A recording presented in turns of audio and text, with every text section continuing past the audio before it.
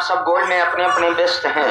आप सब बताइए महिला पुरुष स्त्री का चीज आता है। महिला में जैसे आप हो गई, लेडीज में वो हो गई, स्त्री में आप आ गई, बता रहा हूँ, और पुरुष में मैं आ गया।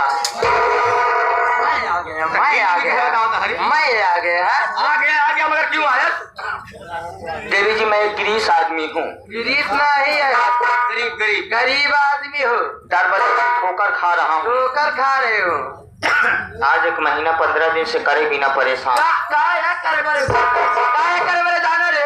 देवी जी मैं नौकरी करना चाहता हूँ, अगर आप 5 बेहन नहीं, नहीं कहा बेहन तो हम लोग है ये हम 64 44 दिन मंसूरिया मोटका महंगी की बात है।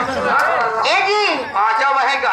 हाँ 5 बहन। ओ साहब, हाँ तब आप नौकरी करी हो? हाँ मैडम जी। तो अकेले यहाँ का और भाई है? पगला